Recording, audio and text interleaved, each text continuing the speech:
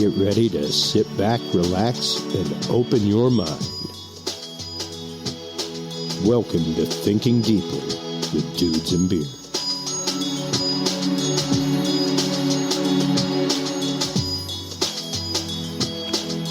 Well, hello everybody, and welcome once again to Thinking Deeply with Dudes and Beer. I am Chris Jordan, your host, and today on Thinking Deeply, it's right after Valentine's Day. We just had a whole episode of Dudes and Beer, episode 92, that was all about the origins of Valentine's Day and what it was all about, how it started as we know it in modern day society. And on top of that, the concept of eros, the romantic love, and agape, the Christian love. Now, on top of that, one of the things that we talk about and that we have covered on here before is that whole episode was about America's obsession of love. But I think America has another obsession as well, which goes into Valentine's Day, goes into days like that where people expect like these extravagant things and stuff like that. And that's America's love affair with material items. And whenever we come back from this message from our sponsor, we're going to talk about that and more right after this. Hey, are you a musician? Do you play guitar, bass, or synthesizers? Are you a studio engineer looking for that different sound? Well, fret no longer. Austin Hot Mods is there for you. From Boss to Ibanez, DoD to EHX and more, Austin Hot Mods provides over 50 different modifications and customizations to some of the most popular guitar pedals on the market, from vintage to modern. So if you're looking for that boutique custom sound on a Craigslist budget, look no further. Contact Austin Hot Mods today and mention that you heard it here on the Dudes and Beer podcast for 5% off your first guitar pedal modification. Visit them online at austinhotmods.com, Texas owned and operated and home of the Mod of the Month deal. That website again is austinhotmods.com. And we are back. Now, myself being the age that I am, 41 years old, I remember when the first surges of hip hop started to happen. I am probably not as well as some people, but I do remember the early 80s very well. I do remember all that kind of stuff. And one of my favorites that came out of that era was Boogie Down Productions.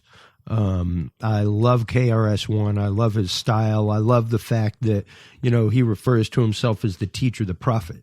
And one of my favorite songs, the one that, because I'd heard, I guess Run DMC was really my first wake up call where it was like, oh wow, look at this. And that's when I was young, and by the time Boogie Down came out and I started hearing them, I guess I was a little bit older, and this was the first one where I really listened to the message, and the whole message about it was, the danger of love of material items. So let's listen to the first few seconds of that and get a little idea of what KRS-One and Boogie Down Productions were talking about on the album Edutainment with the track Love's Gonna Get You. I'm telling you all the time, man, love, that word love is a very serious thing. And if you don't watch out, I tell you that.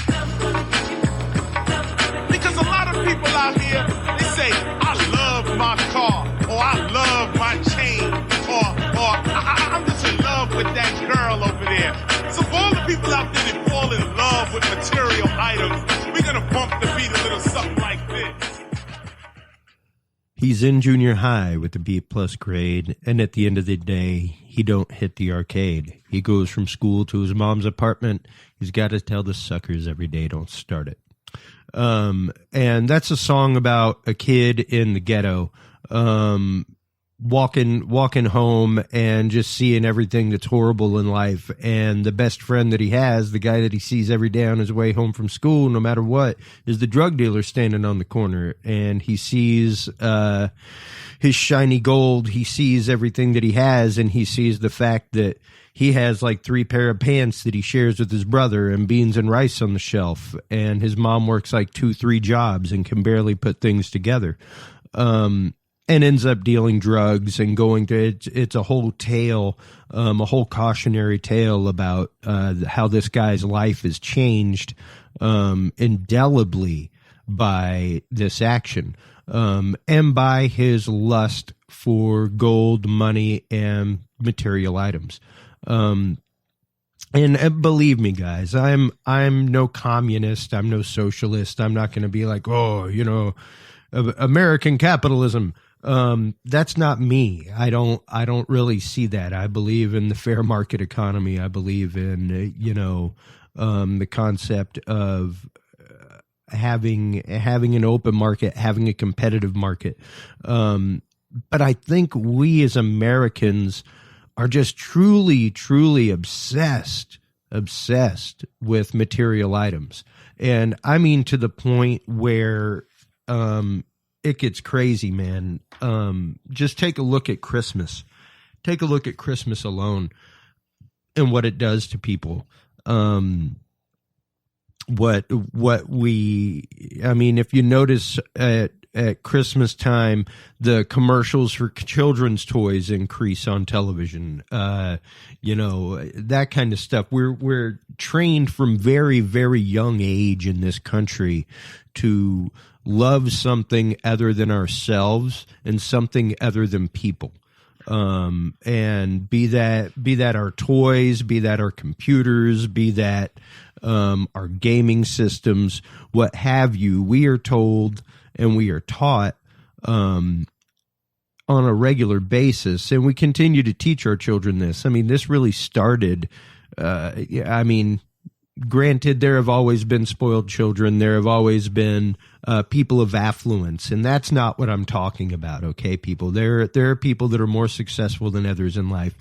That happens. What I'm talking about is people wanting to actively live beyond their means, people actively living beyond their means, people going into credit. Like, number one, why are you going out and renting furniture?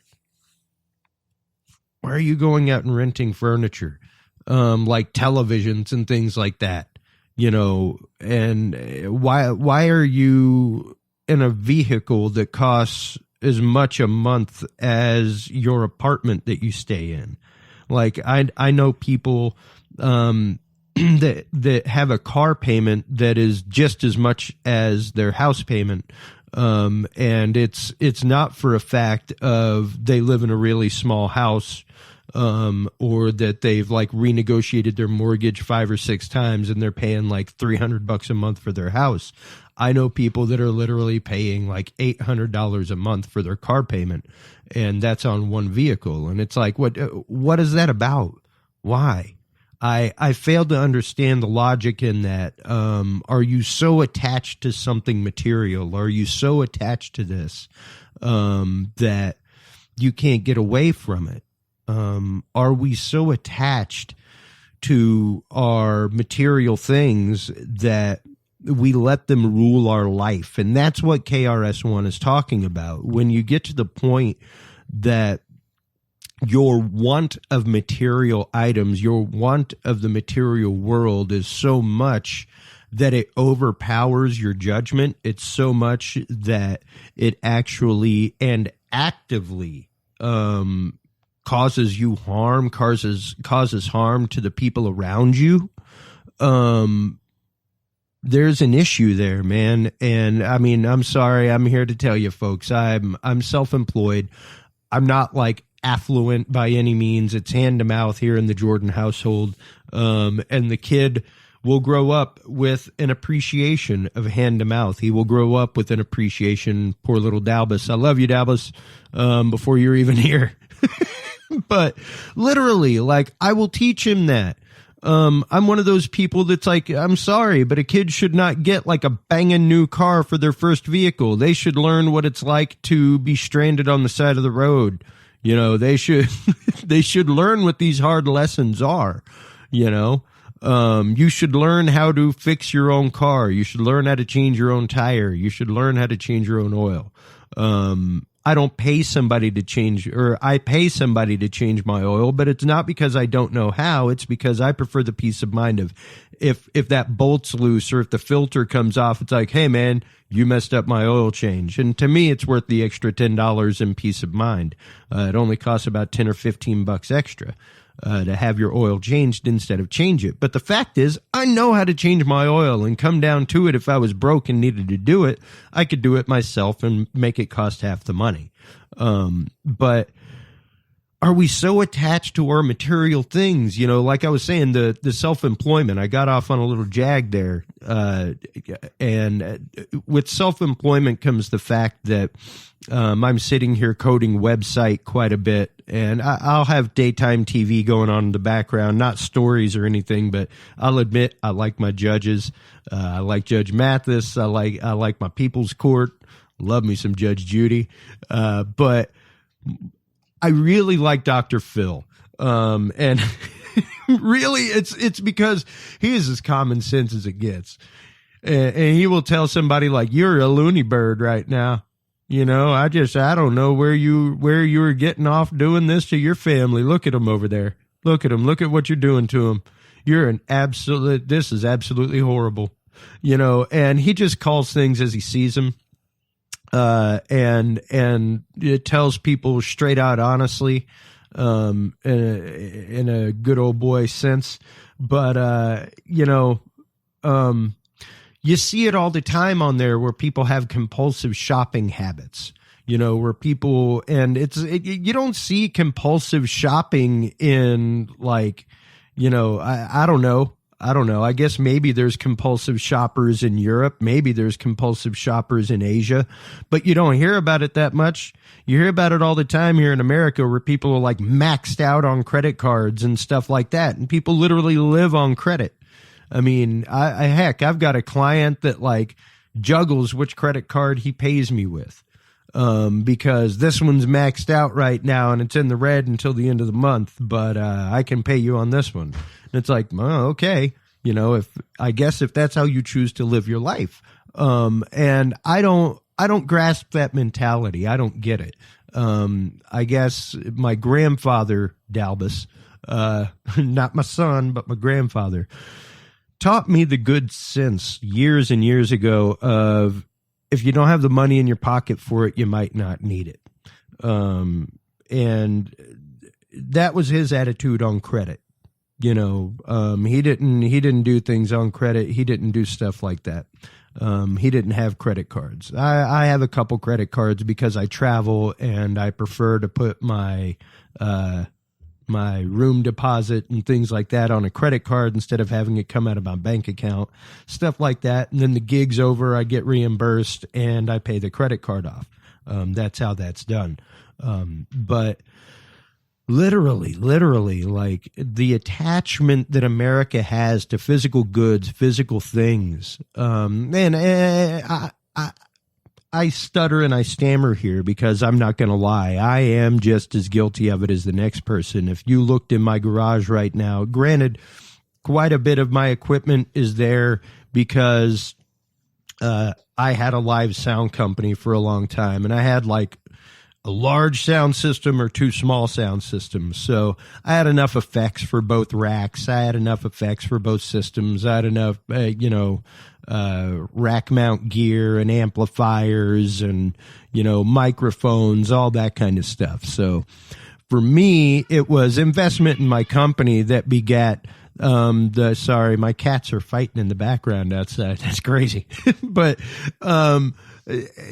you know, that's what begat not my obsession with equipment, but that's where my collection started. And yeah, it can get out of pocket. It can get out of pocket quick. Like I had to stop kind of buying pedals for Austin Hot Mods because it was like, hey man, you know, I've hit about 60 pedals now that I modify. I could probably slow down on buying 3 pedals a week. And that was really growing a business. It wasn't just collecting stuff. It wasn't just buying stuff for the sake of buying it.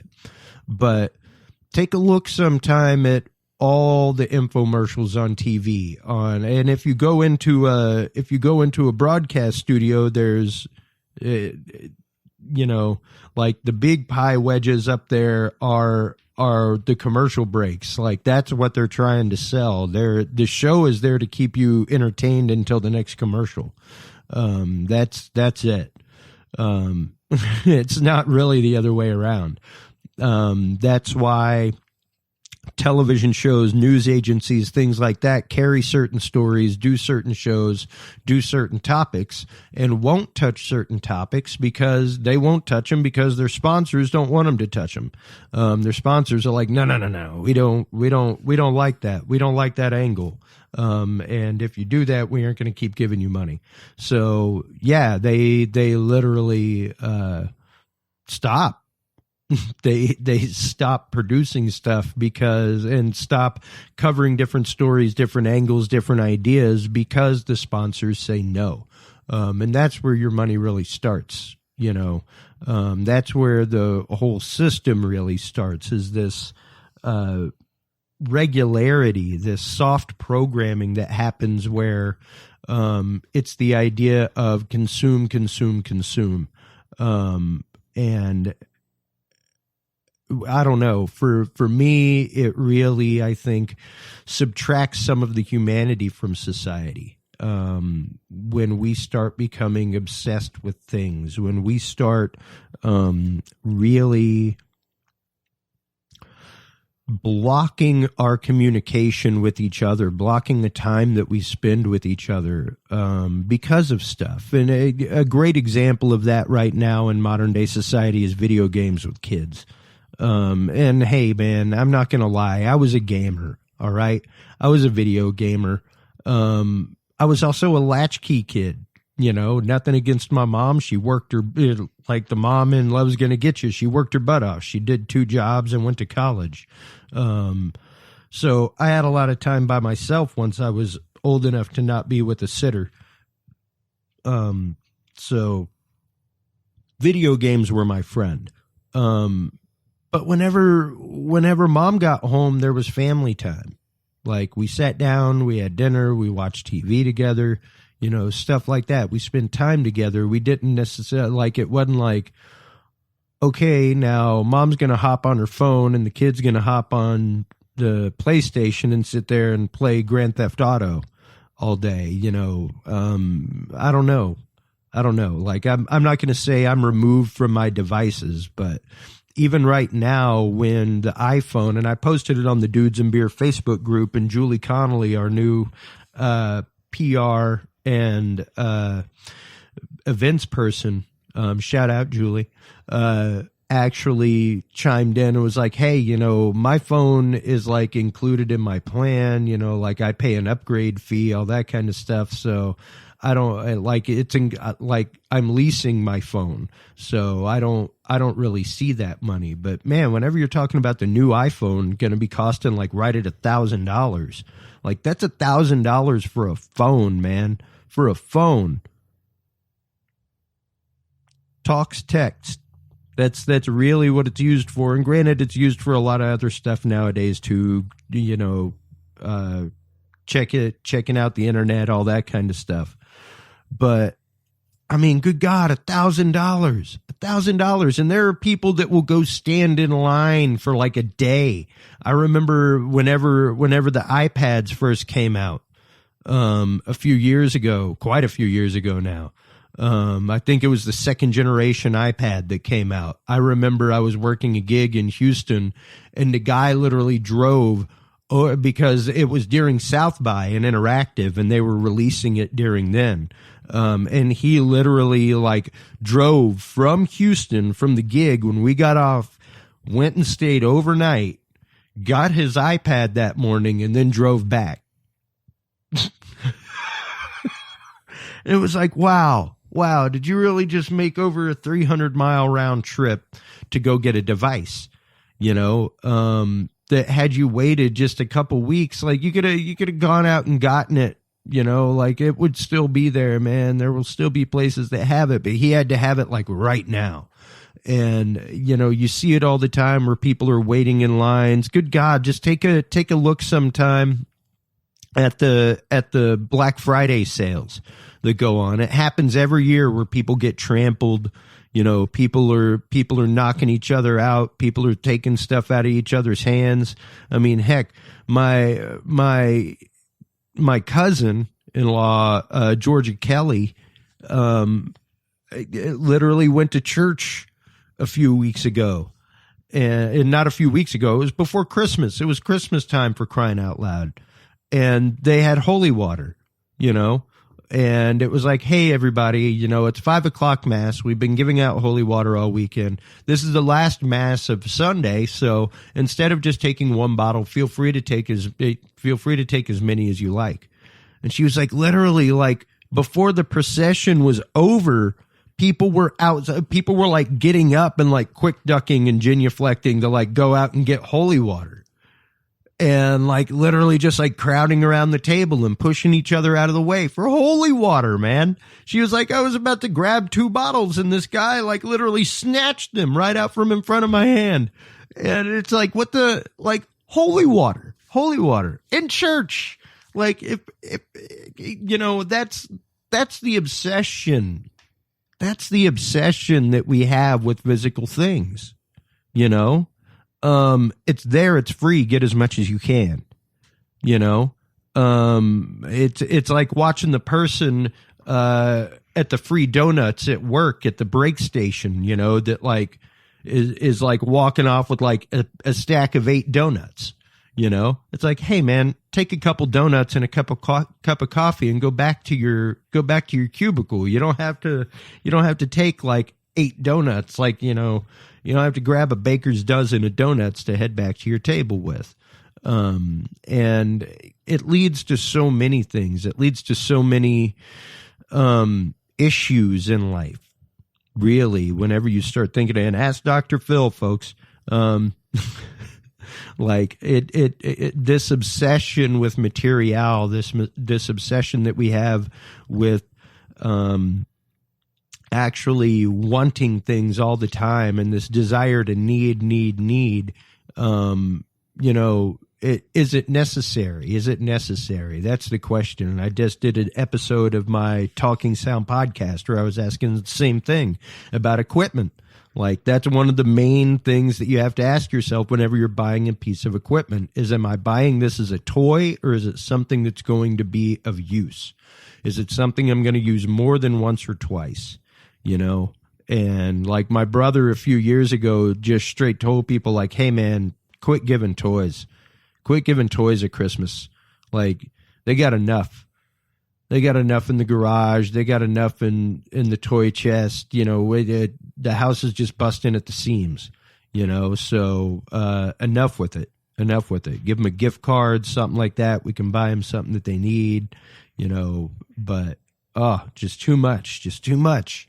And, you know, that's what we have to think about. That's what we have to stop and consider is, when is too much too much? When are we giving in to that? When are we giving over to the concept of greed and just overfilling ourselves?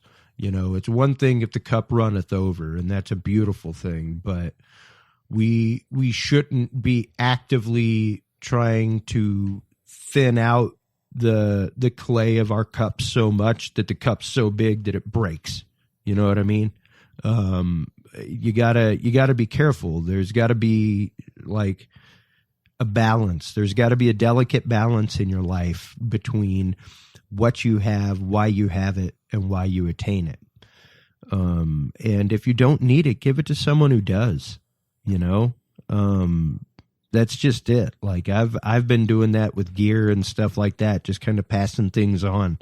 And you know, if I can make a little scratch with it, if I can sell it, great. But if it doesn't sell on Craigslist, I'll just give it to somebody, man, because I don't want it. I don't need it. And yeah, that's just kind of how it is. So, yeah, on that note, everybody, thanks so much for tuning in. Thanks so much for continuing to tune in. Please stop on by and pick up our free Dudes and Beer app on both the iTunes market and the Android market. Check it out. Listen to it. We release episodes regularly. Check out the Dudes and Beer Facebook group. Check out dudesandbeer.com. And remember, folks, Until next time. Take care of yourself. Take care of each other. We'll talk to you soon. Bye-bye.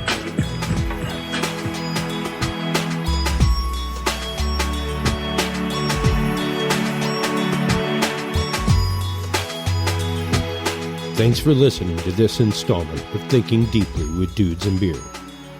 Tune in next time for more deep introspection, contemplative thought, and general musings on humanity and life, right here on Thinking Deeply with Dudes and Beer. Like what you heard? Feel free to tune into the other content by Dudes and Beer on dudesandbeer.com. Our content is also available on the Spreaker market, as well as SoundCloud, iTunes, YouTube, Stitcher, and your favorite podcast app. Dudes and Beer is a proud member of the Revolution Digital Group family of podcasts. Thanks so much for tuning in, everybody, and until next time, drink responsibly.